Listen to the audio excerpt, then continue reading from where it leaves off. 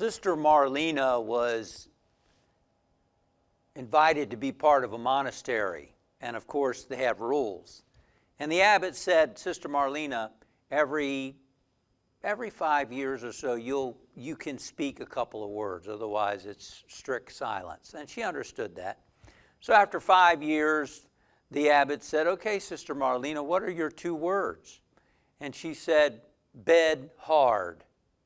And he said, oh, Sister Marlene, so we're sorry about that. We'll make sure you get a more comfortable bed. 5 years go by. The abbot says, Sister Marlena, what are your 2 words? She said, food bad. And the abbot said, oh, we're sorry about that, Sister Marlene. We'll make sure that the standard of food is better. It'll be more tasty. Well, 5 years go by again, and he says, what are your 2 words, Sister Marlena? She says, I quit. And the abbot says, well, that's not surprising because all you've ever done is complain since you got here. Watch your words, right? Our words create an impression. Who knows? Sister Marlena might have been very positive all those other years, but when she spoke, her words were negative. Whether we like to think of it or not, our words impact how people perceive us. Now, I know many of us are trying to live more inwardly, and we are, and we're less concerned about what everybody thinks about us, and that's a good way to be. However, even if inwardly you don't need people to always be liking you and approving of you and all that, even if you don't inwardly need that, if you want to be a leader, and I'm sure we're all leaders to some extent, you want to say things that have a positive impact. You don't want to say things that create poor impressions. Some of you know I play in golf tournaments. I compete on the golf tour, amateur golf tour. And yesterday I was playing in a tournament, and these guys were standing on the tee talking so negatively about another player. And then they were talking negatively about other stuff, about the tour and about this and about that. And it's like they got their own little club, I wondered how much of it was, well, you're complaining and you're criticizing and you're gossiping, so I'm going to do the same thing. So now they've got a little, I'm part of the in-group. How many times people complain and criticize because it's their way of connecting with other people. But think of the destruction of such negativity. And I know that our words and our thoughts affect how we feel. And I know that as they're complaining and criticizing other people, that they're pulling their own energy down. And hey, since I'm competing against them, feel free to do that all you want to. I just walked away, I subtly walked away and got out of that field of negativity. My question is, what is the value of that? Who wants to be around other critical, complaining, negative people? If you want to grow, you don't want to be around that kind of energy. I'm not saying those people are bad, no, but their conditioning, their habits were whining and complaining. And guess what? It was pulling their energy down. So top that off with 95-degree weather, and it's not going to help your game very much. Which is why I kicked their butt the other day too. But anyway, that's another thing. So, yes, our words impact how other people perceive us. The late Zig Ziglar, the great motivational speaker, someone asked him once about cursing, and he advised against. He said, "Do not curse when you're professionally." And he told a story that when he was a young salesperson, he had noticed that some of the supervisors and managers, they would curse, and so he cursed. And someone took him aside, somebody who was more experienced, and he said, "Look, Zig, do not curse in front of your peers or in front professionally, because people will judge you more harshly than they judge themselves. In other words, even though some of those other people you look up to are cursing, they will judge you for cursing more harshly than they themselves. Isn't that interesting? So again, watch your words. We've got to watch our words if we want to have a positive impact on others. If we want to be a leader, it's important to notice what is the impact of what we're saying on others. Now, I recognize that the culture's probably very different than it was when Zig Ziglar was a younger man. But the point is that our words impact people's perceptions of us. And our words, depending on what the quality is, whether they're positive, whether they're negative, can pull our energy down. What you say about yourself, the words you use about yourself, impact what psychologists call the self-image. That we all have a self-image, how we see ourselves, how we feel about ourselves. It could be expressed in a statement, well, that's the kind of person I am. And everybody has a self-image around different areas of their life. They have a self-image around finances. They have a self-image around health and strength. They have a self-image around coordination, how you are in relationships, how you are with money. Every area of life, we have a way of, well, that's the kind of person I am. That's the self-image. Now, why is that important? It's important because what happens is, if you move out of your self-image, let's say you, all of a sudden, you're making more money. If you're a salesperson and you're all of a sudden, you're making commissions more than you've ever made, all of a sudden, you're out of your comfort zone. And what psychologists say is, when you're out of your comfort zone, because that's not the kind of a person I am, then you can start engaging in what's called throwaway behaviors. You start losing money. Things start happening. You unconsciously are creating these situations so that you're back in your comfort zone. And so it's important that our words reflect the kind of person we want to be. Let's say your comfort zone is a certain level of money, or your comfort zone is a certain level of skill in a sport or in another field. Then you want to become a certain kind of player, let's say golf, for instance, or you want to become an earner, a certain level of earner in sales or another occupation. You've got to start talking to yourself and thinking about yourself as if you are that person. See what I'm saying? Because what's typically done is people will, let's say they're in debt, and they're like, yeah, that's the kind of person I am. That's usual. We never had much money growing up, and I guess that's just how it is for me. Or think of the phrases that people use when they talk about themselves. They're like, yeah, I'm always late. I'm never on time. Well, what kind of statement, what kind of impact do those statements have on your self-image? I'm saying they have an impact. They have an impact on your self-image. If you say, yeah, I've always been broke and that's just the way I am, now that's your comfort zone. And it has a tremendous impact on you.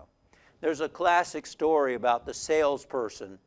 And let's just say that, for sake of numbers, that salesperson earned $50,000 a year. Okay? So they took this salesperson, put him in a difficult territory, and he earned $50,000 for the year. So they thought, wow, this guy's a great salesperson to earn that money in this tough area. Let's put him in a really rich sales territory. Let's put him in an area where he can make a lot more money. So they did. And guess how much he earned? $50,000 for the year. Now the sales manager was ready to discourage the guy so he would quit. Because now, what happened to him? Well, the sales manager went ahead and talked to him to try to find out what happened. In a difficult territory, you earn $50,000. In an easier territory, you earn $50,000. What happened? What he came to learn is that guy had a self-image of being a $50,000 a year salesperson. So when he started earning more than that, he got out of his comfort zone. He started to engage in throwaway behavior. And he got sick for a month or two when he was ahead of his quota. And that put him back in his comfort zone, you see. When he was in the difficult territory, he worked harder. He worked longer hours. He put out more energy. He used more intelligence. He worked smarter. Got him back in that $50,000 a year territory. It's called the self-image. And your words can help you develop the kind of self-image that you want to have in whatever area it is. I just read a book not long ago. It's a book I've known about for the last 10 years. I heard 2 different top golf instructors mention this book. So I thought, you know what? I've read so many of these books. Let me read that one.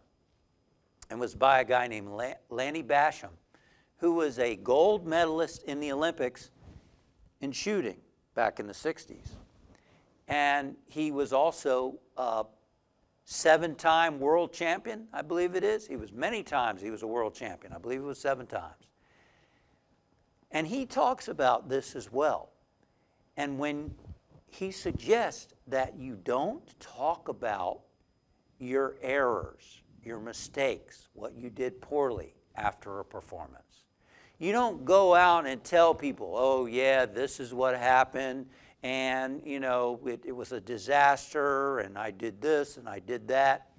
I know in the golf world, it's pretty, you hear these things all the time, people talking about, oh, I had a good score going until the last hole, and this is what I did, and I hit it in the water, and I hit it, you know, hit the house, or whatever. You don't talk about that stuff, because now you're embedding it into your self-image. Don't talk about the disasters. Now, I'm not saying there's not a place to step back and evaluate objectively what you did, what you can learn, where your weaknesses are, where you need to, where your strengths are, how you can improve that area. Yeah, there's a place for that. But to get overly emotional about it and to be telling people about it, oh yeah, I was doing this, and you know, the sale was going real well, and then this happened, and blah, blah. Now you're embedding it into your self-image, and it's going to repeat itself. It's going to have that tendency to repeat itself, you see. Jesus, the Christ, the elder brother and way shower and teacher, said death and life are in the power of the tongue. Death and life are in the power of the tongue. Now I imagine a lot of people don't know what the heck he was talking about. But he's really, in the metaphysical understanding, he literally means that.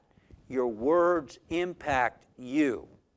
So when you talk about or even write about the things that the mistakes that you've made, you are likely to repeat them because you're making that part of your self-image. No, objectively look at it, learn from it, create a plan of how you're going to do it better, and then go about seeing yourself and talking about yourself in that way of how you want to become. Make sense? So in other words, when you do something well, like in this tournament I played in, 95-degree heat, I won the tournament by 3 shots. It was a tough golf course. I shot a 77. That was, for me, that was an outstanding performance. So how should I talk to myself? I should talk to myself like, that's just like me. That's how I play. And you know, I was doing that even before the tournament. I was talking to myself in a way that was encouraging, that identified with how I was going to play. And that's what we can do in every area of our life. When you're thinking about relationships, give life to your relationships. Give life to your potential with relationships. Instead of saying, yeah, I'm not good in relationships, they always fall apart, or I'll never meet somebody, Look how many years it's been. I still haven't met anybody. What are you doing? Your words are not supporting what you want. Your words need to be, oh, I know I'm going to meet the right person. And having good relationships, that's the kind of person I am. That's the kind of person I am. You see that? Every time you do something well in an area of your life, say to yourself, that's the kind of person I am. When you do something well, that's the kind of person that I am. When you manage your money well, that's the kind of person I am. When you make a decision, I was just telling a friend, she was talking about how, she ate more sugar than she wanted to eat. And I pointed out, yeah, but in that meal, you didn't. You said no to the dessert in that meal. And she's like, yeah, you're right, I did. That's the kind of person that you are. You see, you're programming your subconscious mind to be the kind of person that you want to become. That's the power of your words. Death and life are in the power of the tongue. We can be tearing ourselves down by telling ourselves negative stuff, by writing about it, by telling other people about it, or we could be building ourselves up, talking about what we did well, and saying, that's the kind of person I am. So what kind of person do you want to become? What kind of potential do you want to unfold? I mean, I can hear someone going, yeah, Justin, but that's not the person I am. I've been mismanaging money for years. I've been in debt for years. That's not the person I am, Justin. My family was in debt all the time. That's what I'm saying is that's not who you really are. That's a habit. That's a habitual way of thinking and behaving. That's not who you are. You are consciousness. You're a spiritual being having a human experience. You have access to this infinite potential that's inside of you. You've got a subconscious mind that you can be programming to move you forward toward the direction of your dreams. That's the person you are. That's the person you need to start thinking of yourself as. Emerson said, a man is what he thinks about all day long. And that's true for women too. Remember, he was writing a long time ago. A man or a woman is who she thinks she is all day long. But you're even more than your thoughts. You're even more than your thoughts. You're this divine potential. You're God expressing in and through and as you.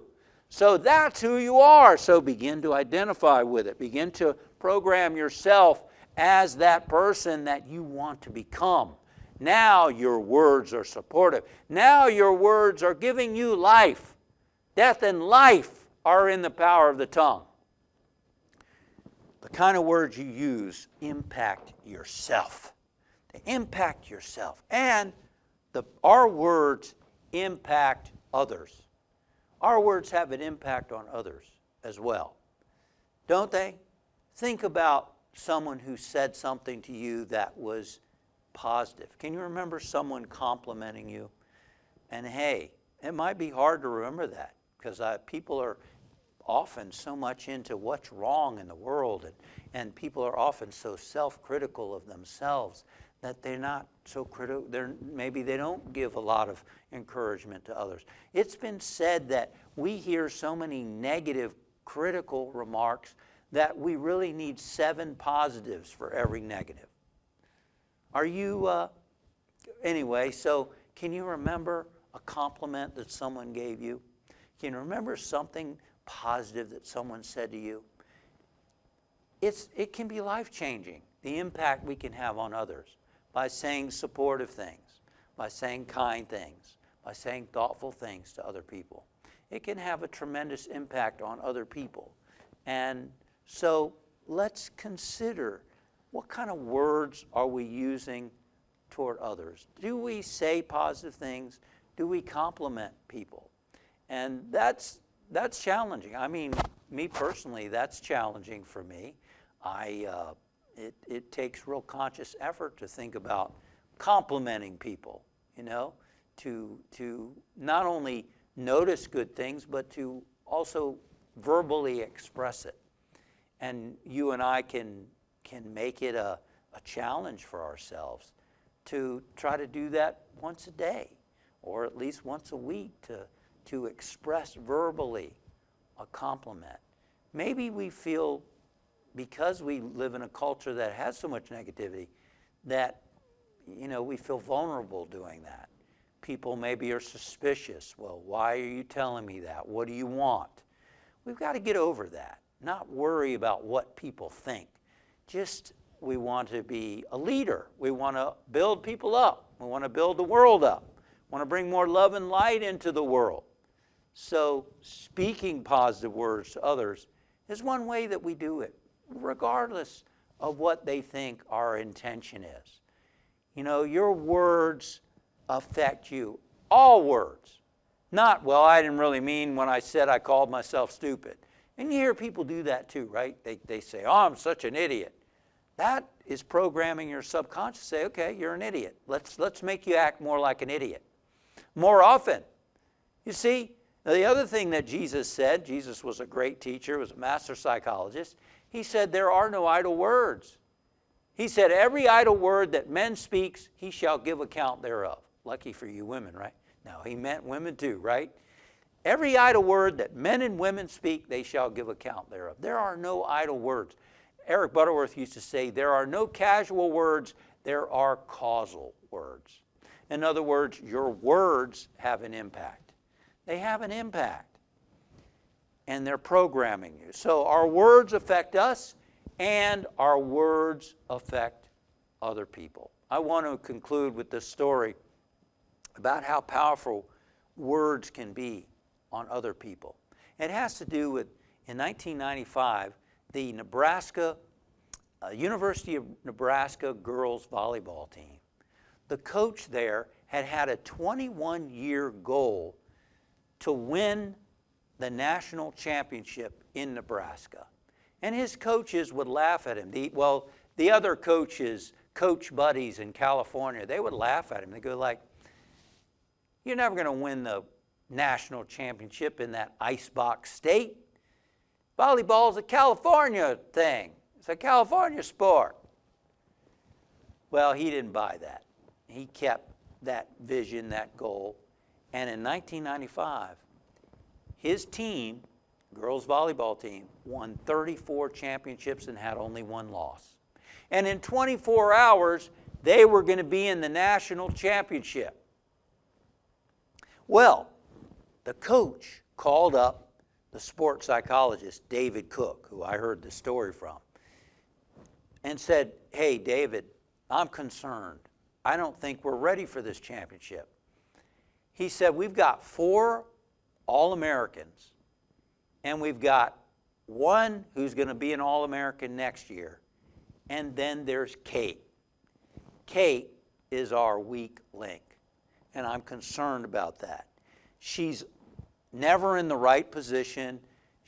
Even though I've coached her, she still jumps off the wrong foot when she's jumping. Kate is our weakest link.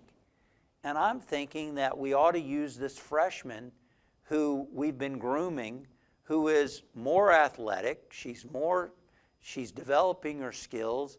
I think we should put her in the game and take Kate out. And David Cook, Dr. Cook, said to him, here's my concern, coach. First of all, you're talking about taking a freshman, although she's really skilled and you've been grooming her, her first game is going to be the national championship. She's going to have all the pressure that she's putting on herself, her family, the pressure from her family, watching herself, and also the pressure of this is your 21-year dream. I'm just concerned of what impact that's going to have. But even more importantly, I'm concerned what impact you taking Kate out of the game is going to have on the other girls. The other girls are going to go, oh, wait a minute, we won 34 games with Kate, and coach is taking her out of the game. He doesn't think we're ready. And that's going to have a detrimental effect, coach. Coach, I think you should go out there and put your arm around Kate and tell her how much you believe in her. And the coach said, all right, I'll think about it. And he hung up. Well, the next day, game time, national championship. They're on the court. the coach comes out to Kate. He puts his arm around Kate and he says, Kate, you are awesome. Go out there and have fun. Then he had to put his arm around the other girls too, because they're like, what's going on? Just in case. So, he gave them all hugs and encouraged them.